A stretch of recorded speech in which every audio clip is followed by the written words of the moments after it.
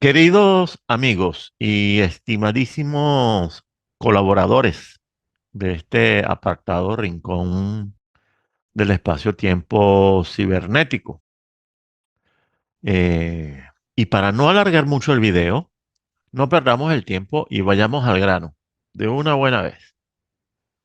Bueno, en el anterior video quedó pendiente una tabla muy importante, que es la que describe la estrategia de la atención.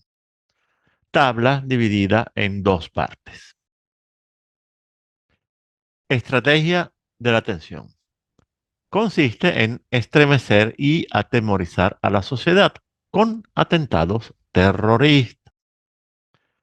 En la era hipertecnológica, los atentados terroristas pueden consistir en atentados contra redes de operación y control de servicios esenciales. La estrategia de la atención se basa en operaciones de falsa bandera o false flag operations. Operaciones encubiertas concebidas y realizadas por organismos secretos del Estado, como agencias de seguridad e inteligencia, o sea, agencias como la CIA o el MI6 o el Mossad. eh, y son realizadas por estas agencias para parecer como que son, como si fuesen ejecutadas por otras entidades y organizaciones. El método para enmascarar la fuente real de responsabilidad y así poder culpar al otro o a otro consiste en crear o infiltrar organizaciones subversivas y terroristas sin que éstas estén conscientes de la manipulación. Generalmente, algunas son creadas de cero, otras son infiltradas con mucho cuidado, pero la parte más difícil de esta operación de infiltración es siempre hacerlo de la mejor forma posible, de forma, primero que no se vayan a dar cuenta, ¿no? Pero segundo, que en ningún momento lleguen a percibir o a sospechar de que hay una manipulación o de que están siendo manipulados. Cuidado con esto, ¿eh? Se necesita extrema habilidad. Estas agencias bueno, son extremadamente profesionales. Y recuerden que esa es la principal función de las agencias hoy en día. Más que el espionaje como tal y la recopilación de información, la principal función que cumplen la mayoría de las agencias de seguridad e inteligencia es la de hacer operaciones encubiertas, como por ejemplo las operaciones de falsa bandera y otras operaciones relacionadas con operaciones caos, por ejemplo. Bueno, bueno, señores, agreguemos de una vez que la estrategia de la atención debe ser considerada también una operación psicológica, porque debe acabar con la paz, la tranquilidad, la serenidad y la confianza de toda una comunidad, creando un ambiente precisamente cargado de tensión. Tensión basada en la incertidumbre, la desconfianza mutua, la caída en las actividades sociales, la suspensión de eventos y espectáculos, el incremento en las actividades de patrullaje y vigilancia, la presencia del ejército en las calles, si las cosas se ponen cada vez peor, ¿verdad? Las restricciones a la circulación, la aparición de puestos móviles de control que pueden brotar en cualquier lugar, eh, el enrejado de los edificios de la administración pública, tal como hicieron en Washington, D.C. al inicio de la presidencia Biden, etcétera, etcétera, etcétera. Todas esas actividades, lo único que hacen realmente, en el fondo, es incrementar la tensión, o sea, en vez de bajarla. O sea, la gente no es que se va a sentir más protegida, más bien se va a sentir, más bien se va a sentir cada vez más tensa por todos estos despliegues de seguridad, ¿no? En fin, Y como ya se habrán dado cuenta, todo esto cambia la vida de los ciudadanos y transforma las ciudades. Y esto desde luego tiene su efecto psicológico, ansiogénico, estresante, depresivo, hasta llegar al trastorno de ansiedad generalizada y por lo tanto se trata de una acción altamente perjudicial para la sociedad y la salud mental de sus integrantes. Y este es precisamente uno de los beneficios adicionales que los gobiernos le ven a este tipo de operación. En los Estados Unidos se han vivido momentos así muchísimas veces, sobre todo usando métodos simples como el de la llamada a la policía anunciando una bomba en tal sitio, ¿verdad? O el bolso olvidado en algún sitio de alta circulación, y la mayoría de los tiroteos, de esos que ocurren en escuelas y centros comerciales, que para mí son operaciones de estrategia de la atención mediante uso de manchurianos. Pero no puede haber duda alguna de que su máxima expresión fue la vivida el 11 de septiembre de 2001, con el atentado y demolición de las Torres Gemelas. Mega evento terrorista que dio como inicio lo que después se conocería como la guerra al terror, War on Terror, la cual le daría un giro muy fuerte a la política exterior de los Estados Unidos, debido a un viraje muy pronunciado en lo geopolítico hacia lo bélico. Comenzando con las dos guerras que más ocuparon a las Fuerzas Armadas de ese país, que fueron la de Irak y la de Afganistán. Pero en general se podría decir que el orden internacional de alguna forma cambió y el cambio fue irreversible, porque las diversas administraciones que se sucedieron, todas adoptaron una política exterior agresiva, incluyendo la de Trump, que para variar no hizo nada para cambiar este rumbo, porque aunque él no hizo ninguna guerra, él sí quería hacer una contra Irán, solo que los demócratas, que va, no lo dejaron. Y esto ya lo he explicado en otras ocasiones. Pero volviendo al tema, se podría afirmar que a partir del 2001, los neocons, o sea, los neoconservadores americanos, que ya habían debutado en la presidencia de Bush padre, se terminaron por imponer en cuanto a nivel de influencia justamente en la de Bush hijo.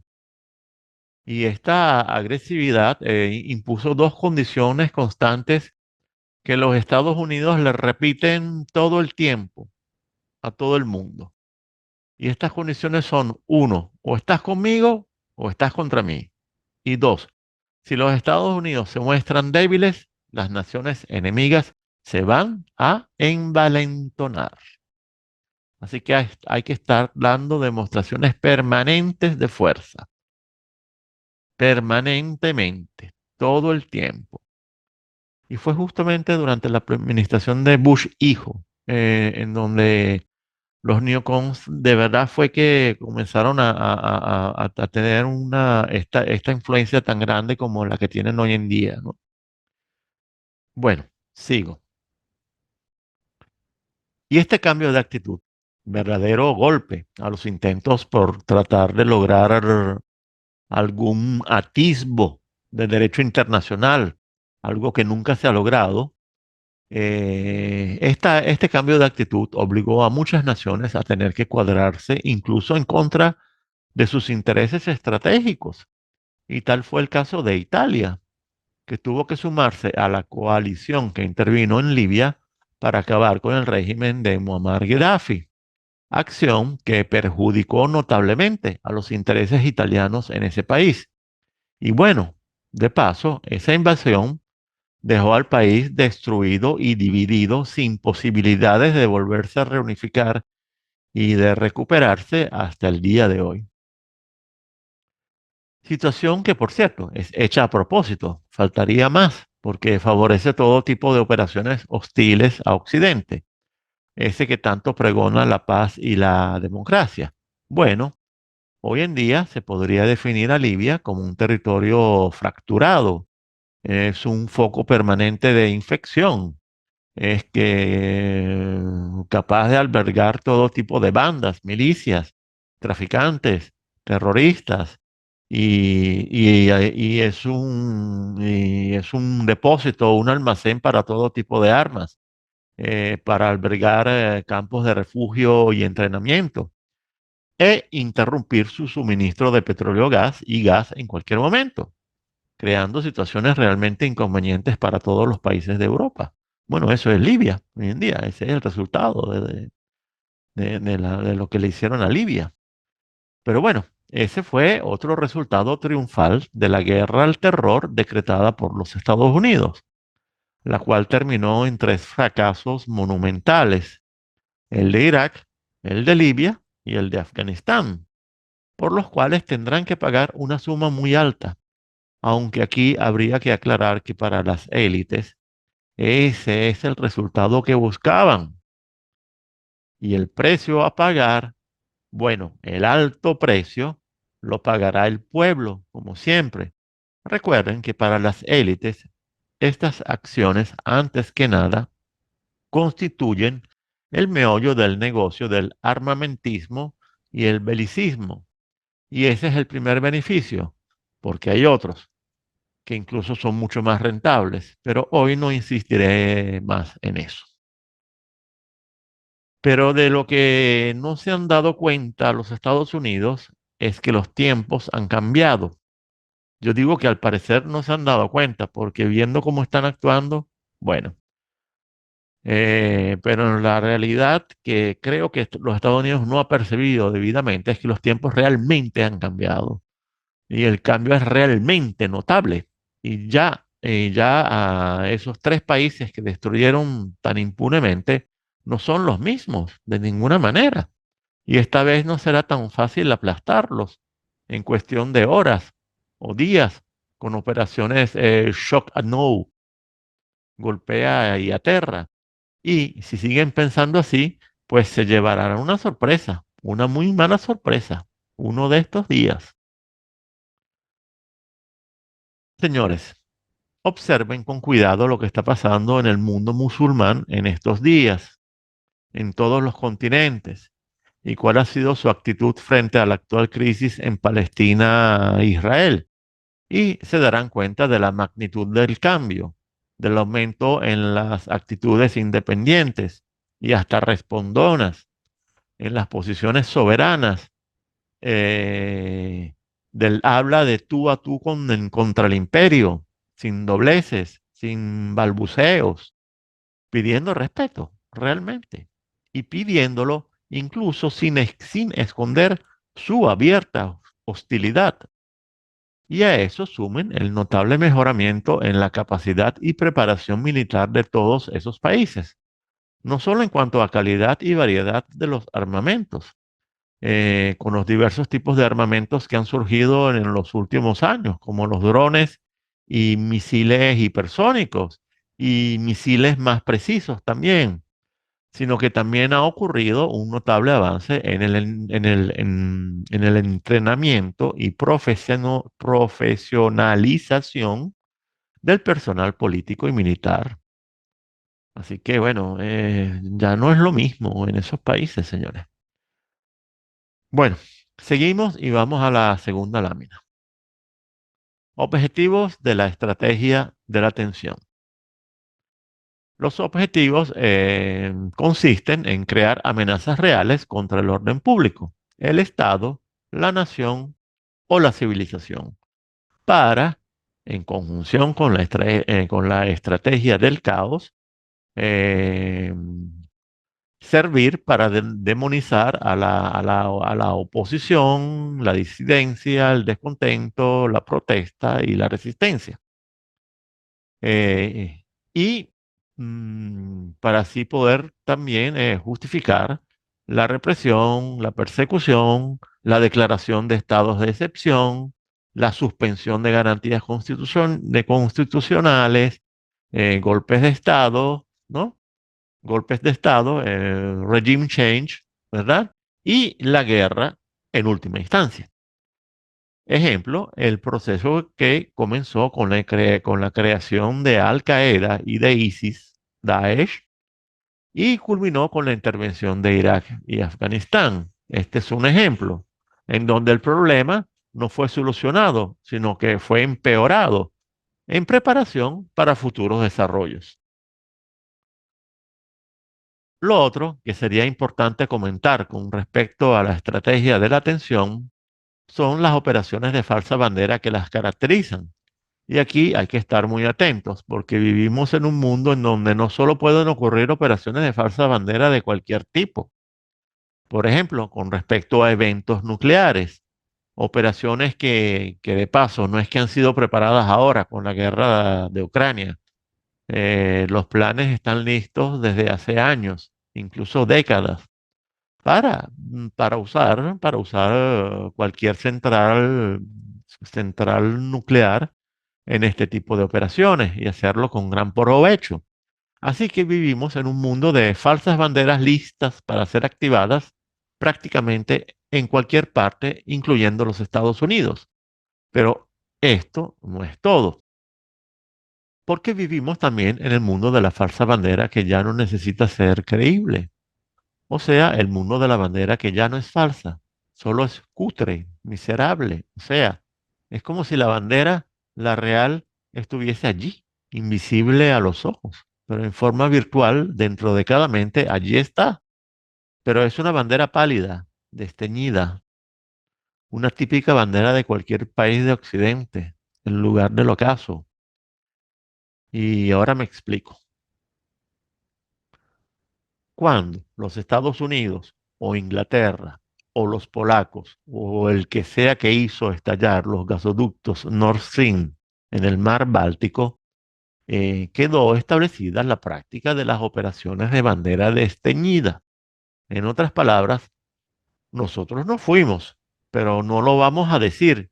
Y tú, Rusia, y ustedes, alemanes, y todo el resto del mundo saben que fuimos nosotros, pero no se ve la bandera, aunque todos en nuestra mente tenemos la bandera o las banderas correctas que hay que ponerle a esa operación, comenzando por la bandera de la OTAN. Porque aquí se está murmurando que no menos de 4 países fueron los que actuaron o colaboraron para hacer estallar estos gasoductos. Y todos ayudan a encubrir esta miseria del alma y del espíritu, incluyendo al mismo actual gobierno de Alemania, tapando la autoría sin sentir la menor vergüenza y ayudando a los cómplices, poniéndose del lado de los cómplices. En otras palabras, traicionando a toda su nación. Por lo tanto, si hay una bandera, si hay una bandera para esta nueva modalidad de operación, es la bandera desteñida. Y esta bandera es sobre todo la de la OTAN. Y eso convierte a este organismo en una amenaza capaz de atentar contra sus propios miembros, algo que va más allá de lo increíble. Y por lo tanto, estamos hablando de terrorismo de Estado de alcance internacional o de terrorismo multinacional imperial actuando contra una nación como Alemania, que ha sufrido un grave atentado que la afecta, la debilita y compromete su desarrollo, pero que se encuentra a su vez imposibilitada de denunciar la verdad o actuar legalmente, como si estuviese presa y amordazada en un campo de concentración, en situación de rehén, amordazada por una organización hostil que se ha despojado vistosamente de cualquier atadura moral y desechado para siempre su supuesta función defensiva, porque la OTAN se supone que era para defenderse, no para atacar a nadie, y menos a Alemania. Bueno, amigos y estimadísimos colaboradores, es todo por hoy. Como siempre, les agradezco su atención hasta el final y les imploro leer el texto descriptivo más abajo donde encontrarán toda la información necesaria para colaborar con esta obra de divulgación de conocimiento y conciencia, a cambio de que este servidor pueda sustentar a su familia haciendo justamente videos, muchos videos.